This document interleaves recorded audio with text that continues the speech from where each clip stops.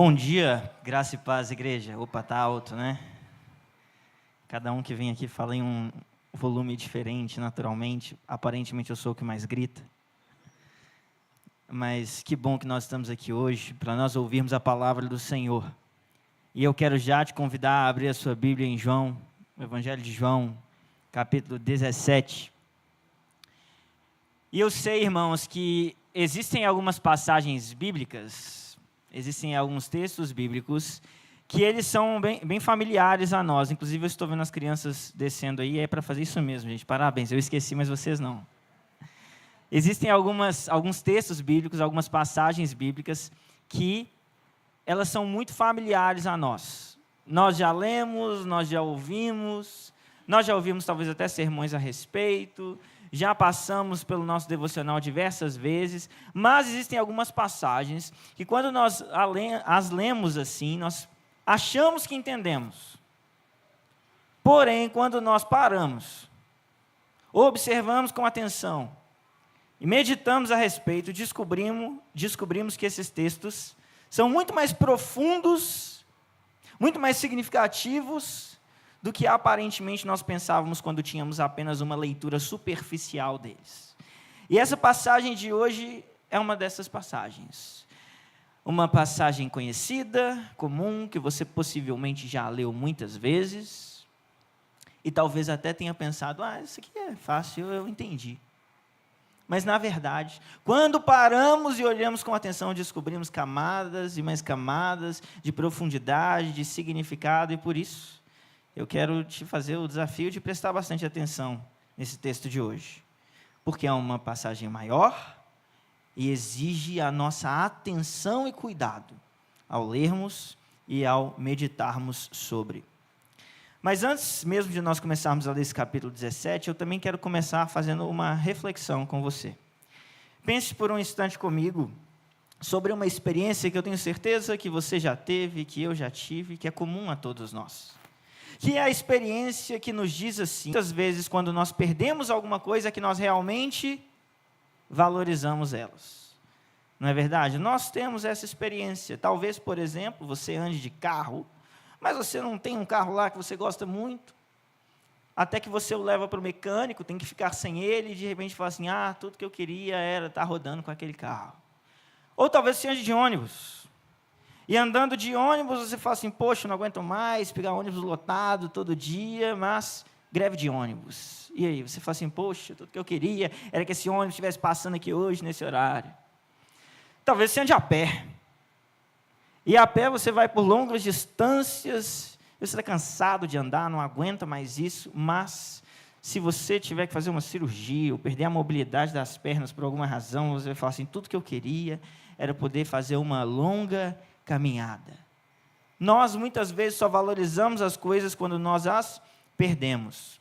No entanto, é quando nós estamos prestes a perder a própria vida que nós então descobrimos o que de fato nós valorizamos. Aquilo ao qual damos valor. Ou ainda eu vou dizer para você, que nós descobrimos aquilo que realmente valorizamos quando encontramos algo pelo qual nós dizemos estar dispostos a entregar a nossa própria vida. Então, sim, nós encontramos algo que tem realmente valor.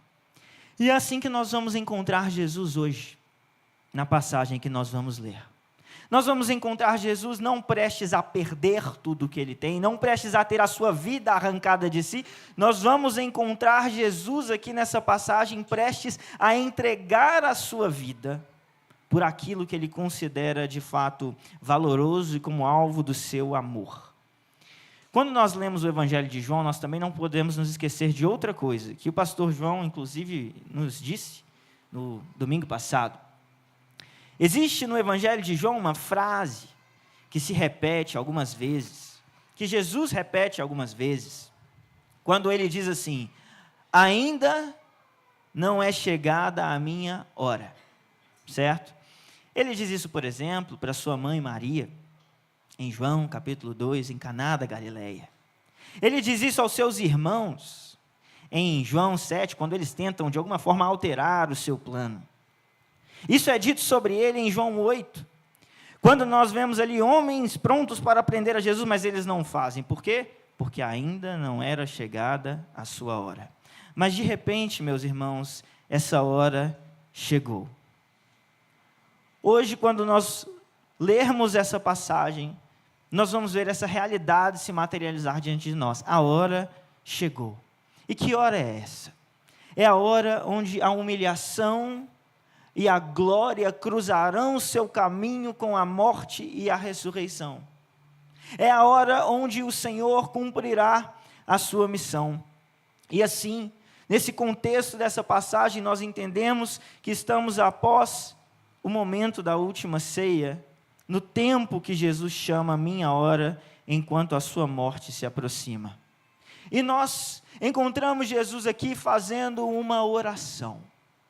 E em um momento, com o perdão da palavra, tão crucial, em um momento tão importante, em um momento de tanta tensão e contraste, o que será que é objeto da oração do nosso Senhor?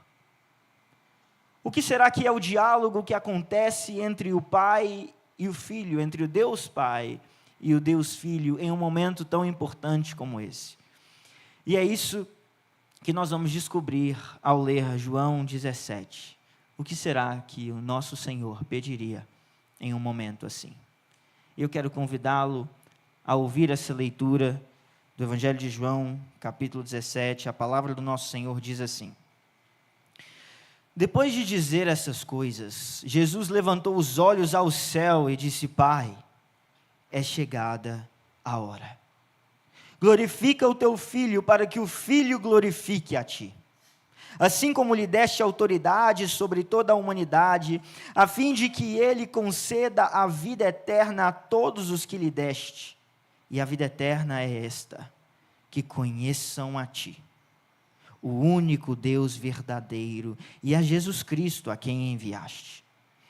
Eu te glorifiquei na terra, realizando a obra que me deste para fazer, e agora, ó Pai, glorifica-me contigo mesmo com a glória que eu tive junto de ti antes que houvesse mundo.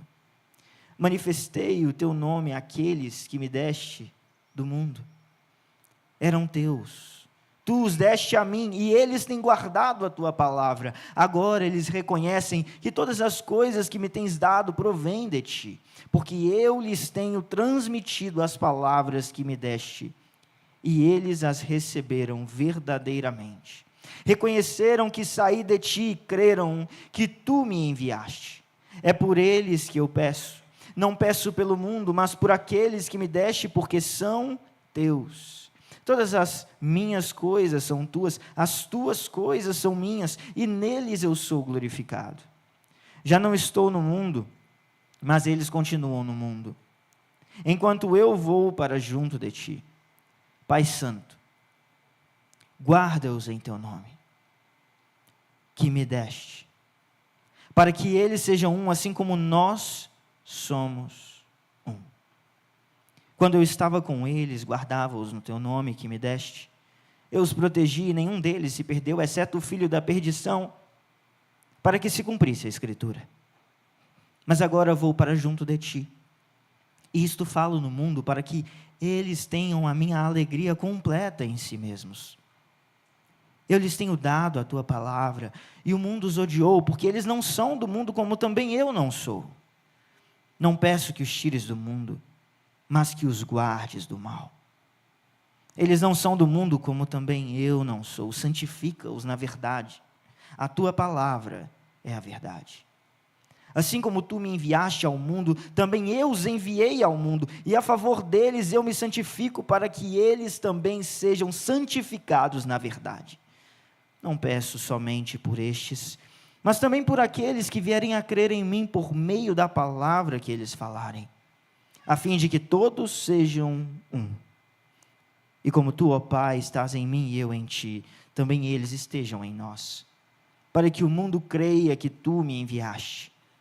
Eu lhes transmiti a glória que me deste, para que sejam um como nós os somos, eu neles e tu em mim, a fim de que sejam aperfeiçoados na unidade, para que o mundo conheça que tu me enviaste e os amaste, como também amaste a mim. Pai, A minha vontade é que onde eu estou também estejam comigo os que me deste, para que vejam a minha glória que me conferiste, porque me amaste antes da fundação do mundo. Pai justo, o mundo não te conheceu, eu, porém, te conheci, e também estes reconheceram que tu me enviaste. Eu lhes fiz conhecer o teu nome e ainda o farei conhecer, a fim de que o amor com que me amaste esteja neles, e eu neles esteja. Eu quero convidar você a fechar os seus olhos agora, e peça ao Senhor que Ele fale ao seu coração. Peça a Deus que abra os seus ouvidos espirituais nessa manhã, que o Espírito Santo ministre a verdade ao seu coração de maneira que transforme a sua vida.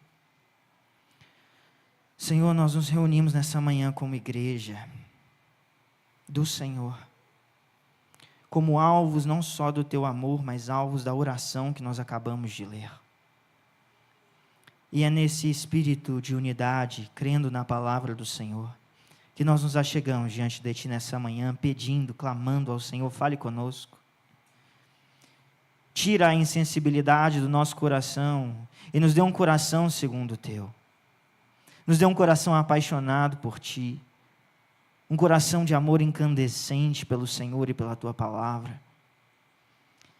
Vem tirar de nós e do nosso meio, Deus, toda a impureza, tudo o que te desagrada, toda vaidade, todo pensamento que não te pertence, toda distração que está aqui para nos atrapalhar a receber a palavra do Senhor. Tira do meio de nós e nos dá, Deus, um canal limpo de comunicação com o Senhor, onde nós receberemos a Tua palavra, ela fará morada em nossos corações e frutificará em ação e transformação na nossa vida. Assim eu peço que o Senhor use a minha vida com graça para ministrar o Evangelho aos meus irmãos. Em nome de Jesus Cristo nós oramos. Amém. Meus irmãos, como eu disse, essa oração que nós lemos, oração do nosso Mestre Jesus, ela acontece em um contexto ali em que se aproxima a sua hora. Por isso a nossa, ou eu diria que nem se aproxima, a hora já é chegada de certa maneira. Por isso a nossa série de mensagens que estamos vendo se chama Chegou a Hora, enquanto nós estamos nos preparando para a Páscoa, que vem ao fim dessa série e ao fim desse mês. E nesse momento que Jesus identifica já como a hora chegada, nós estamos falando da hora que marca o cumprimento da sua missão. E nessa oração na qual Jesus faz, em um momento tão importante como esse, nós descobrimos aquilo que para Ele também é importante. Nós descobrimos não só a razão pela qual Ele fez tudo o que fez, não só a razão pela qual Ele é trazido até aqui nesse momento do texto, mas descobrimos a razão pela qual Ele estava prestes a entregar a sua própria vida. E qual é então essa razão? O que leva o nosso Senhor até esse lugar onde Ele faz essa oração? Essa razão é demonstrada no final dessa oração. Eu não sei se você prestou atenção ou percebeu, mas Jesus anuncia a razão no versículo 26, quando Ele fala: eu lhes fiz conhecer o teu nome, e ainda o farei conhecer, a fim de que o amor com que me amaste esteja neles, e eu neles esteja. Essa é a razão da encarnação. Essa é a razão dos ensinamentos e da vida de Jesus. Essa é a razão das obras que Ele realiza. Essa é a razão da crucificação. Essa é a razão da ressurreição, da sua ascensão e do seu retorno. Essa é a razão pela qual Ele ora. A razão desta oração. Isto é, para que nós conheçamos o nome de Deus, para que o amor de Deus esteja em nós, para que sejamos amados como Cristo é, e para que experimentemos comunhão com Ele. É por isso que Jesus ora. Mas se essa é a razão pela qual Ele ora, nós temos que nos perguntar, quais são os pedidos que Ele faz? Porque essa é a motivação da sua oração. Esse é o destino para o qual Ele está nos trazendo. Mas a partir desse motivo, dessa razão, nós temos que nos perguntar, então, o que Ele pede ao Pai, para que isso se concretize. E nós podemos compreender essa oração em uma certa diversidade de pedidos. No entanto, eu quero resumir esses pedidos que talvez pudessem ser desdobrados ainda mais em 3 pedidos. Existem 3 pedidos principais que nós vemos aqui. O primeiro pedido que Jesus faz nessa oração para que nós cheguemos a esse destino se encontra no versículo 1. E eu vou chamar este pedido de glorifica-me. Esse é o primeiro pedido que Jesus faz nessa oração, quando ele diz: glorifica o teu filho, para que o filho glorifique a ti. A princípio, alguém pode achar esse pedido talvez um pouco estranho, e dizer assim: como assim Jesus está pedindo ao Pai para que o glorifique? Jesus não é um homem com problema de autoestima. Jesus não é um homem vaidoso. Jesus não é um homem narcisista. Por que é que Jesus está dizendo ao Pai: glorifica o teu filho para que o filho glorifique a ti? Para nós falarmos sobre isso, entendermos isso, precisamos começar pelo entendimento de que quando você e eu queremos ser glorificados ou receber alguma honra ou glória, precisamos entender que nós não somos dignos disso. E por isso, quando nós nos colocamos nessa disposição, dizendo a alguém, ou até mesmo a Deus, glorifica a mim, isso não faz sentido, porque não somos dignos disso, o que nos leva à conclusão de que somos narcisistas, vaidosos, ao buscar a nossa própria glória. Porque, em última análise, nós não somos dignos disso. No entanto, Deus é digno de toda honra, de toda glória e de todo louvor. E isso já nos coloca aqui em um estado completamente diferente para compreender o pedido de Jesus. Por quê? Entenda isso que vou dizer. Porque quando o Senhor ordena que nós o adoremos, ou quando Jesus diz, glorifica a mim, nós temos que compreender que se Deus nos criasse para qualquer outra razão ou fim, que não fosse a razão ou fim de o adorar, de contemplar a sua beleza, de render-lhe adoração e glória, Ele estaria nos criando para um fim menor do que esse. Porque Ele é digno de toda honra, de todo louvor, de toda glória. Logo, se Ele estivesse nos criando para outro fim, seria um fim menor do que esse, menor do que contemplar a fonte de vida, menor do que estar em comunhão com o Criador. E isso sim seria talvez um ato egoísta, o de sermos criados para qualquer outra coisa que não fosse para contemplar o ser mais belo, do qual nós derivamos a nossa própria existência. Mas o que nós vamos ver nesse primeiro pedido de Jesus é ainda mais profundo do que isso. Porque nos primeiros 6 versículos, nós encontramos aqui, não só esse primeiro pedido, mas nós encontramos o fundamento de toda a oração. Se ao fim nós vemos a razão dessa oração, nos 6 primeiros versículos nós vemos o estabelecer-se de um fundamento para os pedidos que serão feitos. E assim, nós temos que nos lembrar que, no fim da oração, Jesus está orando para que conheçamos a Deus, sejamos amados por Ele, estejamos com Cristo. Mas se esse é o alvo, repare que o conhecer a Deus, o ser amado por Deus e o estar com Cristo, segue um fluxo contínuo nessa oração. Existe um certo movimento que está sendo repetido nessa oração.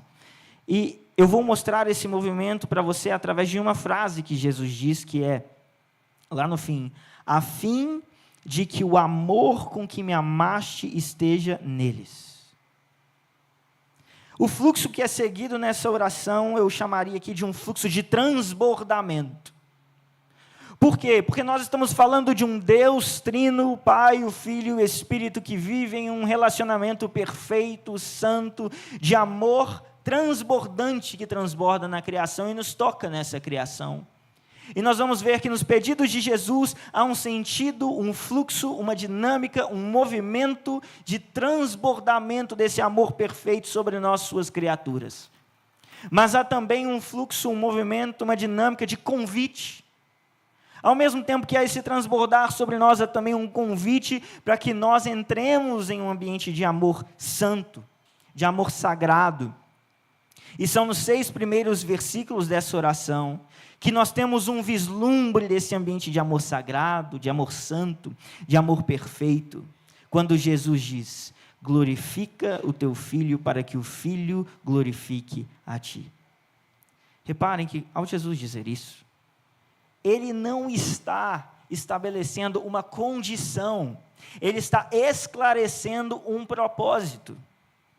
E você precisa entender a diferença disso. O que Jesus está dizendo não é: se você me glorificar, eu vou te glorificar, mas se você não me glorificar, eu não vou te glorificar. Jesus não está estabelecendo uma condição. Ele está esclarecendo um propósito. Ele está dizendo: Pai, a minha hora chegou. E que no fato de que a minha hora chegou, o teu nome seja glorificado. Jesus está esclarecendo um propósito. Ele está dizendo: eu desejo te glorificar. Mas para que eu possa te glorificar, então agora me glorifique, para que a glória seja dada a ti. Ele não está estabelecendo uma condição, ele está esclarecendo um propósito. Existe então entre o Pai, o Filho e o Espírito um relacionamento perfeito. E para que esse amor perfeito, santo, sagrado, transborde sobre nós, para que nós tenhamos acesso a esse ambiente, a esse lugar, a esse relacionamento, o Pai glorifica o Filho, e o Filho glorifica o Pai. Para quê? Para que nós o conheçamos. É assim que nós tomamos parte desse relacionamento. É assim que nós entramos nesse ambiente de glória. Se no último versículo o Filho diz: eu lhes fiz conhecer o teu nome e ainda o farei conhecer, é no início dessa oração que nós encontramos a forma pela qual nós conhecemos. E qual é essa forma? A glória do Filho e a glória do Pai. Nessa glorificação nós conhecemos. O pedido de Cristo, então, não é um pedido narcisista. O pedido de Cristo é ao contrário disso, um pedido altruísta. Porque ao pedir isso, não é por ele que ele diz glorifica-me. Ele diz glorifica-me para que a glória seja dada ao Pai. Ele diz glorifica-me para que nós conheçamos a Ele. E assim nós recebamos a participação nesse ambiente do qual estamos falando. Mas como que o Pai glorifica o Filho? Nós vemos isso no versículo 2, que o Pai deu autoridade ao Filho sobre toda a humanidade. E o D.A. Carson, um teólogo muito importante, contemporâneo, ele fala algo sobre essa autoridade. Ele diz assim, que essa autoridade refere-se ao dom do Pai na eternidade passada, de autoridade sobre toda a humanidade. Certo? Então, essa autoridade da qual estamos falando é a autoridade sobre toda a humanidade, com base na prospectiva, humilhação obediente, morte, ressurreição e exaltação do Filho. Isso nos mostra que Deus Pai deu essa autoridade ao Filho sobre toda a humanidade diante da missão de redenção, diante da história de redenção. E a palavra do Filho agora é: assim como me foi dada a autoridade para que eu concedesse vida eterna. E o que é a vida eterna, segundo o texto que nós lemos? Que nós conheçamos a Deus. É assim que o próprio Jesus define a vida eterna nessa oração. Então Jesus está dizendo: assim como me foi dada a autoridade para que eu concedesse vida eterna aos que me deste, agora glorifica a mim, para que eles o quê? Conheçam. Para que eles conheçam o Deus verdadeiro. Se você está me acompanhando até aqui, você já descobriu como essa oração é muito mais profunda do que nós compreendemos à primeira vista. E nós precisamos, por isso, prestar atenção ao meditar sobre ela.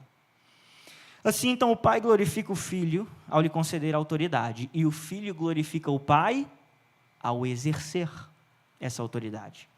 E é no exercício dessa autoridade que nós voltamos ao eco das palavras do versículo 26. Eu lhes fiz conhecer o teu nome e ainda o farei conhecer.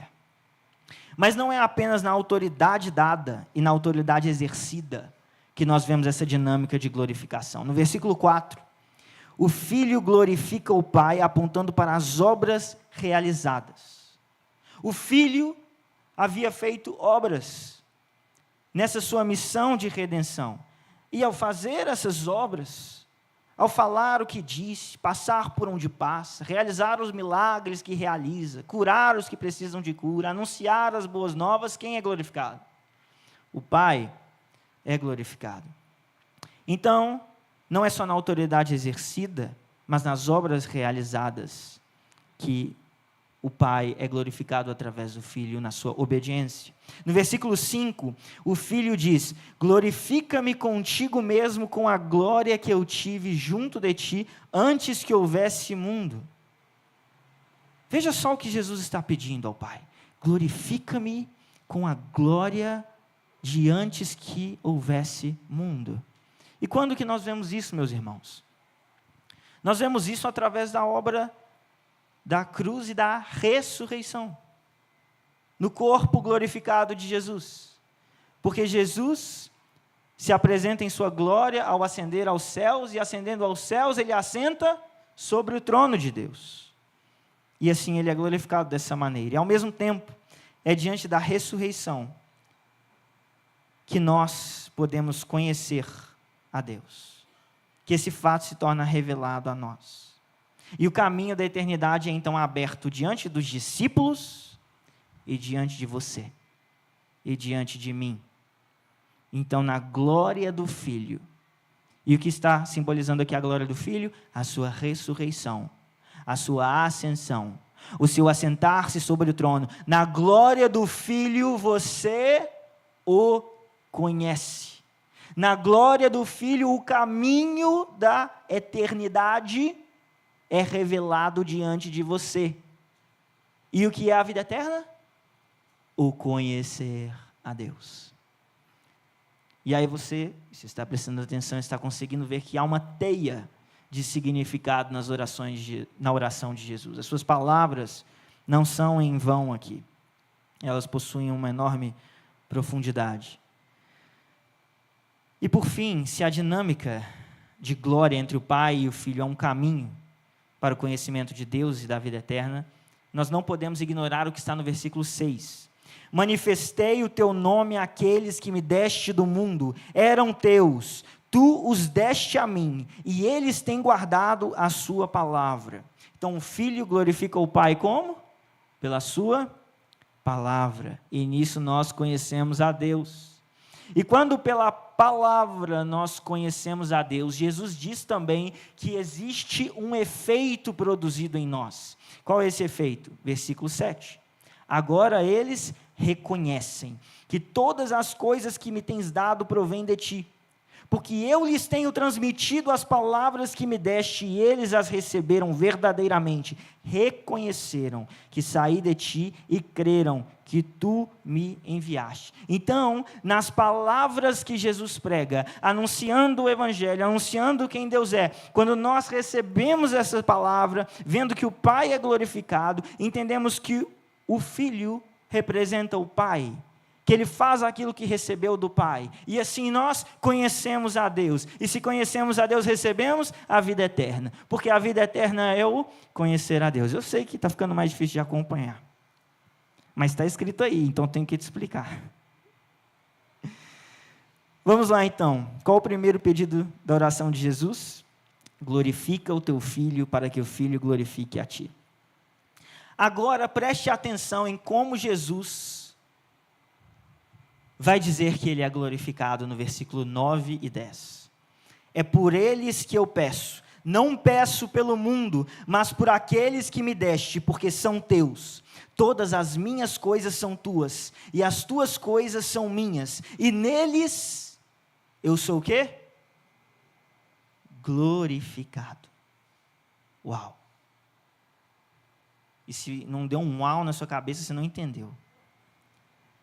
Veja que Jesus está dizendo que naquilo que ele irá agora pedir pelo seu povo, naquilo que será manifesto entre o seu povo, quem vai ser glorificado? Ele. Porque ele disse, neles eu sou glorificado. Como que funciona isso? Como assim, Jesus? Como que isso vai acontecer? Aí nós precisamos perguntar, qual o segundo pedido de Jesus? O primeiro pedido, glorifica-me. E o segundo pedido, guarda-os. Versículo 11. Já não estou no mundo, mas eles continuam no mundo, enquanto eu vou para junto de ti. Pai Santo, guarda-os em teu nome que me deste, para que eles sejam um, assim como nós somos um. Então, após entendermos que a glorificação nos leva ao conhecimento de Deus, que é a vida eterna, nós precisamos entender uma coisa muito fácil de compreender com a cabeça e muito difícil de compreender com o coração, que na nossa união, Cristo é glorificado. Ao observar a intercessão de Cristo por nós, seu povo, nós encontramos então as bases para a nossa união. Mas antes de eu falar para você sobre as bases para a nossa união, a pergunta diante de nós tem que ser: o que significa essa união? O que é essa união? E quando Jesus vai apresentar esse pedido diante de Deus, repare que ele não chama Deus apenas de Pai, como ele faz tantas outras vezes, mas ele usa uma forma de se referir a Deus que ela é bastante particular, peculiar. Ele fala: Pai, vocês têm Bíblia não, gente? Pai Santo. Pai Santo. E essa não é uma forma tão comum de Jesus se referir a Deus dessa maneira. Claro que ele fala que Deus é santo muitas vezes, mas chamar a Deus de Pai Santo é uma expressão peculiar, e alguns teólogos vão trazer que existe uma grande beleza nesse contraste do Pai Santo. Por quê? Porque Pai é uma palavra de intimidade, familiar, de proximidade. É Pai, Deus é Pai, Santo. Santo é uma palavra que aponta para a transcendência. Santo é uma palavra que aponta que Deus é maior, que Deus é puro, que Deus é limpo, que Deus é separado da sua criação. Então há um belo contraste aqui quando Jesus se refere a Deus como Pai Santo, porque ele está falando deste que mistura essa dimensão da intimidade com essa dimensão da transcendência. E o que Jesus pede ao Pai Santo? Ele diz: guarda-os em teu nome que me deste. E quando Jesus diz nome que me deste, ele aponta para o fato de que ele é a expressão máxima de Deus. Ele está dizendo: o nome de Deus foi dado a mim. Quando você chama Deus pelo nome, você chama a Cristo, porque o nome de Deus pertence a Ele. Jesus está dizendo que Ele é a imagem do Deus invisível, como o apóstolo Paulo nos fala. Nome que me deste. E o que ele está pedindo? Guarda-os no nome que me deste. Ao pedir que os discípulos sejam guardados em teu nome, ele está intercedendo por nós, para que o povo de Deus se mantenha fiel à revelação que ele recebeu. Porque se nós somos guardados no nome que Deus deu a Cristo, então nós entendemos que a revelação de quem Deus é dada por meio de Cristo. E se nós somos guardados no nome que Deus deu a Cristo, nós somos guardados nele, na revelação que recebemos dele. E assim, mantendo-nos fiéis a essa revelação que recebemos de Cristo, nessa fidelidade, o que acontece? O povo de Deus se separa do mundo.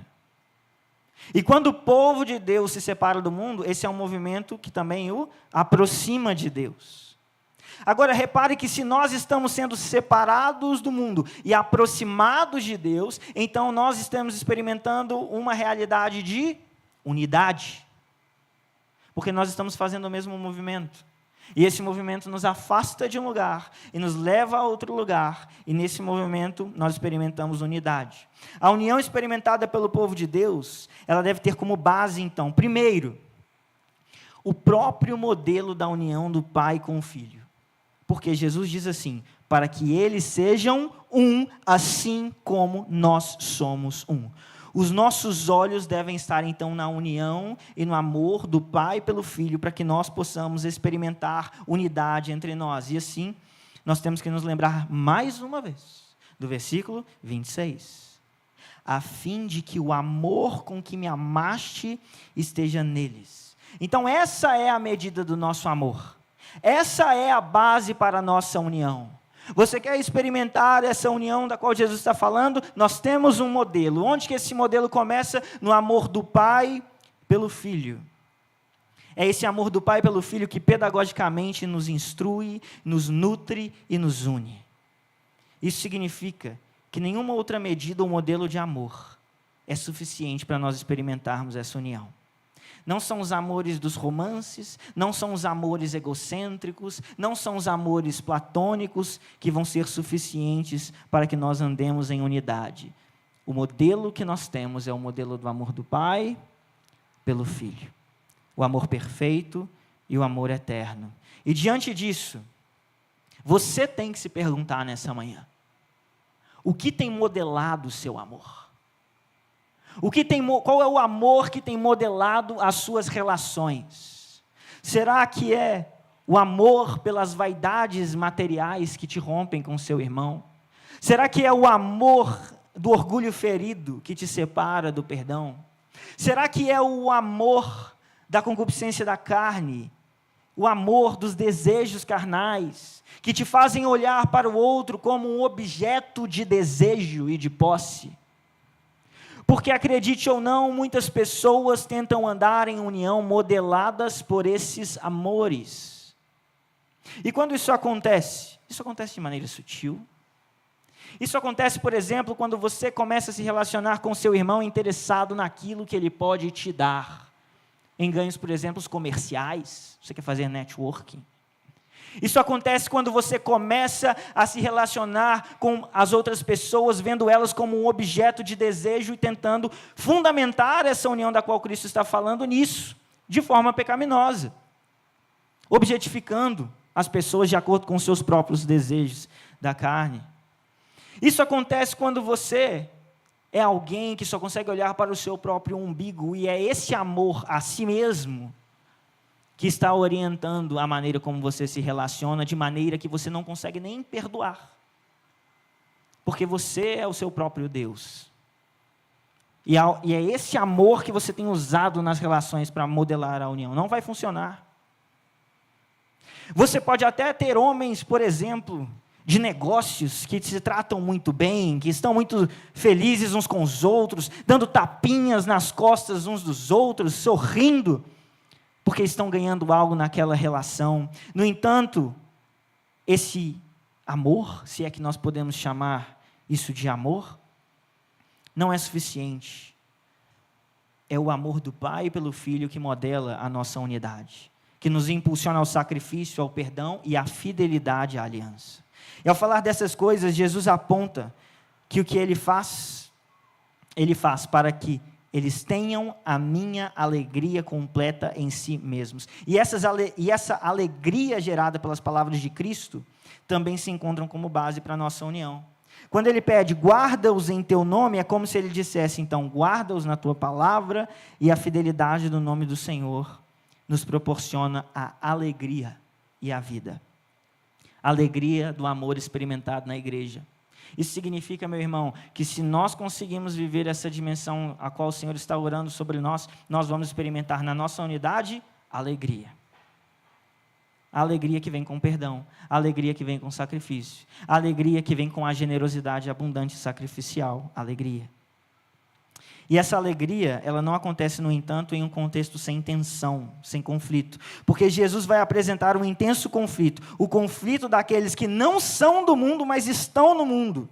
E Jesus aponta que nós seremos odiados. E Ele pede ao Senhor para nos guardar do mal, inclusive o mal personificado em Satanás. Mas em meio a todas essas tensões, se nós somos lembrados que nós não estamos em casa, na unidade do povo de Deus, no seu relacionamento com o seu irmão, no perdão, no sacrifício, na generosidade, em tudo isso, você encontra uma dimensão de casa. Você é lembrado do lar que nós não estamos, mas experimentamos as suas realidades, no manifestar do amor de Deus que acontece entre nós, conduzindo os nossos corações peregrinos com esperança para o destino do reino de Deus. Agora, não pense você que o povo de Deus não está unido, tá bom? Não pense você que Deus não ouviu a oração sacerdotal de Jesus. Porque a oração sacerdotal de Jesus não é sobre placas, a oração sacerdotal de Jesus não é sobre denominações, mas é sobre o povo de Deus. E o povo de Deus tem sido guardado em unidade à medida que nos últimos 2000 anos nós vemos pessoas se arrependendo dos seus pecados, encontrando o caminho da salvação, tornando-se nova criatura, e é sobre eles que Jesus está orando. Nós não estamos falando de placas, nós não estamos falando de denominações, nós não estamos falando de estruturas de templos, nós estamos falando que Jesus intercedeu sobre o seu povo, e o seu povo tem sido preservado na história, e nós estamos unidos pela verdade do Evangelho, ainda que existam falsos profetas, ainda que existam falsos evangelhos, o Senhor está conduzindo o seu povo em unidade. Existem muito mais do que 7.000 joelhos que não se dobraram a Baal. Mas sobre esses que não pertencem ao mundo, Jesus também diz: não peço que os tires do mundo. Mas por que Jesus falou isso? Eu não quero mais ficar aqui, estou cansado. Porque Jesus falou assim, não, eu peço que os tires do mundo. Não, ele falou assim, não peço que os tires do mundo. Por que Jesus orou isso, gente? Porque nós estamos em missão. Porque a missão não acabou. Ele disse, assim como tu me enviaste ao mundo, também eu os enviei ao mundo. A unidade pela qual Jesus ora, a vida da sua igreja leva ao testemunho. E assim nós entramos no último pedido de Jesus aqui nessa oração, que é: santifica-os, glorifica-me, guarda-os, santifica-os. Versículos 17 e 19. Santifica-os na verdade, a tua palavra é a verdade. Assim como tu me enviaste ao mundo, também eu os enviei ao mundo, e a favor deles eu me santifico, para que eles também sejam santificados na verdade. Nós poderíamos então resumir a oração de Jesus aqui, dizendo que ele diz: glorifica-me para que conheçam a Deus, guarda-os para que eles sejam um, e santifica-os para quê? Para que nós testemunhemos. Jesus ora por nossa santificação, que é a nossa separação para um propósito sagrado e divino, para que nós sejamos testemunhas, para sermos a imagem de Deus. E a santificação é o testemunho claro das palavras de Cristo, quando ele diz: eles não são do mundo, como também eu não sou. A santidade nada mais é do que a consequência de não ser do mundo e de ser de Deus. Qual a consequência de não ser do mundo e ser de Deus? A santificação, a santidade. Mas como que essa santificação floresce na oração de Jesus? Primeiro, a santificação é pela palavra. Jesus diz: santifica-os na verdade, a tua palavra é a verdade. A santidade é o alinhamento dos nossos pensamentos, comportamentos e desejos com os pensamentos, comportamentos e desejos de Deus. E como que isso acontece? Isso acontece à medida que nós somos expostos, confrontados, corrigidos e exortados pela palavra de Deus. Não existe santidade, não existe vida cristã divorciado da palavra de Deus. Jesus diz: santifica-os na verdade, a tua palavra é a verdade. Por isso, meu irmão, você precisa gastar tempo com a sua Bíblia.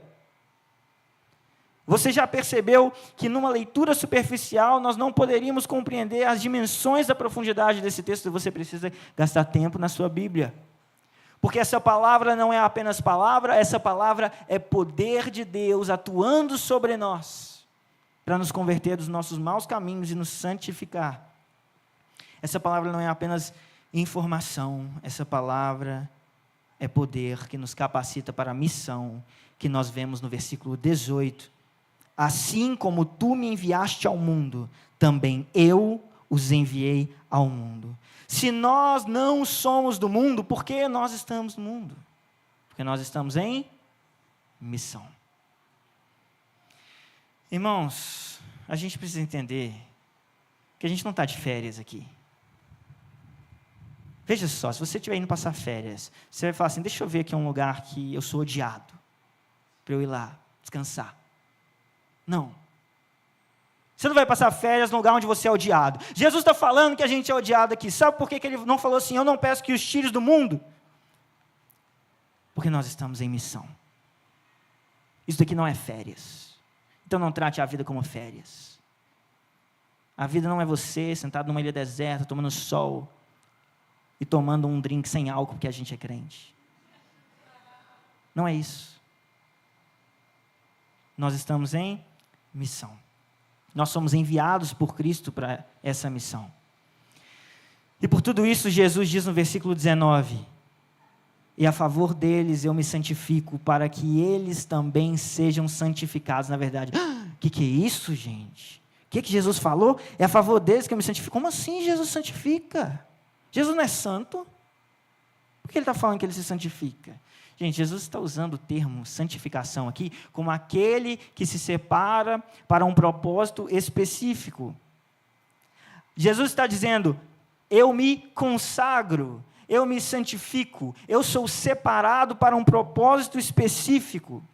E ele diz: é a favor deles que eu me santifico, para que eles sejam também santificados na verdade. Ele está se consagrando e se comprometendo com a sua obra redentora a favor de nós. Em uma questão de horas antes de ser crucificado, Jesus está dizendo: é a favor de vocês que eu me preparo para a minha morte, para que vocês sejam transformados pela verdade. Jesus não morreu para nós fazermos eventos e conferências. Jesus não morreu para a gente inventar o gênero gospel. Jesus não morreu porque a gente não tinha programação para domingo de manhã e a gente tinha que ter uma. Jesus não morreu por isso. Ele morreu para nos libertar do império das trevas e nos transportar para o reino do seu amor. E Ele nos enviou para uma missão enquanto estamos aqui. Então nós temos que parar de encarar essa vida como se fosse um passeio de férias e entender que existe um propósito maior sobre o povo de Deus, que é manifesto na unidade do povo de Deus, na santidade do povo de Deus, que testemunha a esse mundo, trazendo sobre ele juízo e salvação. Porque estamos seguindo os passos do nosso Mestre, os passos do nosso Senhor. Por isso, quando Jesus diz: a favor deles eu me santifico, Ele não só está mudando o nosso status cósmico diante do Criador, Ele também está nos oferecendo um modelo de vida, um modelo de santidade, um modelo de humanidade, baseado em quem Ele é. E ao olhar para Cristo, nós descobrimos quem somos. E é nisso, enquanto descobrimos quem somos, que nós cumprimos a nossa missão de testemunhas. Os versículos 20 e 21 completam com as palavras: não peço somente por estes, mas também por aqueles que vierem a crer em mim por meio da palavra que eles falarem, a fim de que todos sejam um, e como tu, ó Pai, estás em mim e eu em ti, também eles estejam em nós, para que o mundo creia que tu me enviaste. Essas palavras, meus irmãos, atingem diretamente a você e a mim, nos chamando à unidade, gerando testemunho. Para que a unidade aconteça, os nossos relacionamentos precisam de perdão, precisam de serviço, precisam de humildade, precisam de generosidade, precisam de amor, precisam de Cristo. Mas quando Jesus ora por nós, não é só um desafio e uma intercessão por unidade. Mas as palavras dele revelam uma beleza que eu quero que você não deixe escapar nessa manhã. Quando Jesus ora por nós, quando Jesus ora por aqueles que viriam, Ele está testemunhando a resistência e a permanência do povo de Deus em meio à história. E nós sabemos que essa resistência e permanência não é circunstancial, mas é o cuidado da mão do próprio Deus. Porque este povo odiado, este povo perseguido, este povo preso e morto, é o povo que permanece, o povo pelo qual Jesus ora e diz: aqueles que vierem a crer pelas palavras que serão pregadas, eles existirão, eles acontecerão, eles vieram, eles somos nós, eles continuarão vindo, até o Senhor voltar e o seu reino ser colocado sobre toda a terra, consumado, para que nós vejamos a sua glória e demos louvor a Ele, nos lembrando dessas palavras, que testemunham a resistência e que testemunham a permanência do povo de Deus, que não pode ser vencido pelas circunstâncias, que não pode ser vencido pelo diabo e que não pode ser vencido pelo pecado, porque a mão de Deus é a mão que nos conduz em meio a essa história. Então não perca a dimensão e a profundidade dessa oração e das palavras de Jesus. E enquanto isso, nessa permanência, somos testemunhas, trazendo juízo e trazendo salvação. Eu sei, irmãos, que por vezes o nosso coração pode ficar desanimado, que problemas cruzam o nosso caminho e que desesperanças tentam o nosso coração. Mas eu quero que você saia daqui hoje com seus olhos nos céus. Com seus olhos nos céus. Porque é nos céus que nós vemos o Senhor que nos guarda. É nos céus que nós compreendemos a esperança em meio à desesperança da vida. É no céu que nós temos o modelo que nos faz olhar para o nosso irmão e perdoar aquele que nos ofende, e resgatar aquele que está perdido, e consolar aquele que chora, e cuidar daquele que precisa de cuidado. São com os nossos olhos nos céus. E quando as desesperanças, tentações e circunstâncias difíceis vierem, mantenha os seus olhos nos céus. E lembre-se da oração de Jesus. Vamos orar?